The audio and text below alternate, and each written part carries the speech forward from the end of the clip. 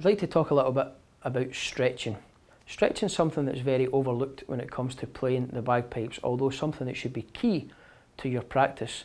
Before you practice the bagpipes or even the practice chanter, you should get into a good habit of stretching before it. Being in the Red Hot Chilli Pipers, we're touring the world, we're performing on stages for maybe 2 hours at a time, sometimes 2 shows a day. Can be very demanding on the body, especially the arms and the shoulders and the hands. So I would like to talk a little bit about that today.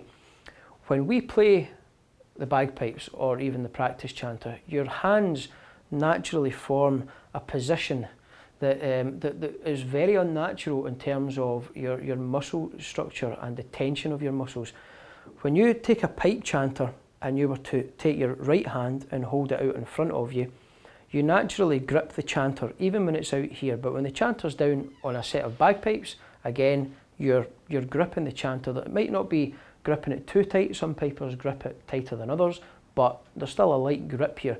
If you were to take away your left hand and just push in that muscle, you'll feel that that muscle is tense. It's tense from the whole time that you're playing the bagpipes, which is very, very unnatural for the body to have a muscle to be tense for that long. So what we have to do is try and stretch these muscles out as much as we possibly can. So that again, the muscles that we're going to try and stretch out is this area of the thumb here, this muscle here. We're going to look at stretching the front tendons and then up towards your shoulder. So the first thing we're going to do is we're really going to try and just stretch the hands in terms of you have to make sure your hands is spaced out as possibly as much as they can be. Now what we want to do is we want to just take one of your thumbs, left or right, and we want to place it on your right hand, almost in that angle. And all you're wanting to do here is just simply push away the thumb.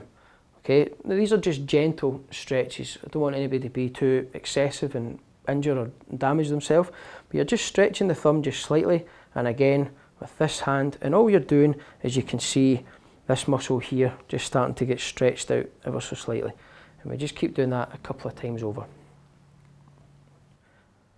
Now the next thing we would like to do is we'd like you to put both hands, take your tips of your fingers and have them leaning just over the edge of the table so that your arms are facing straight, and just take simply a couple of steps back. If you were just to take 2 or 3 steps back, you'll start to feel that stretching up those back end of the arms. You should start to feel it all the way up here, and you can probably actually see this muscle here just starting to expose itself as I start to take a few steps back. This is very important. Hold it if you can for maybe 10 seconds if possible. After you've stretched the back of your arms here, it's time to start working on your front tendons all the way up to your shoulders. So what I want you to do is you would act as if you're trying to touch the wall either side of you. So your hands would need to be above your shoulders. They have to be above your shoulders. Above and as stretched out as they possibly can be, as if you're physically trying to touch the wall.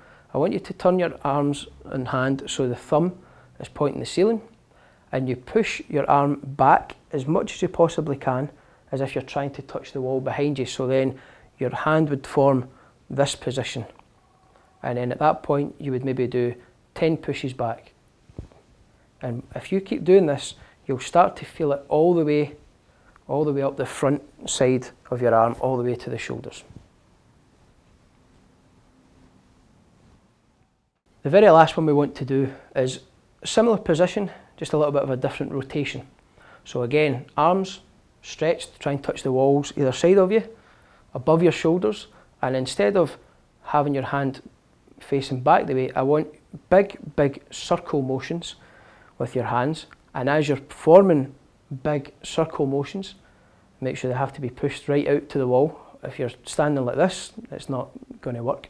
Right out to the wall, big circle motions, and at the same time start pushing your arms back as well. So when arms go back, you should be trying to not only touch the wall behind you, but there should be big circle motions. If you're doing this right, then you should feel the fingertips starting to get a little bit tingly. So remember, touch the wall either side of you, above your shoulders, big circle movements, and push back all the way far.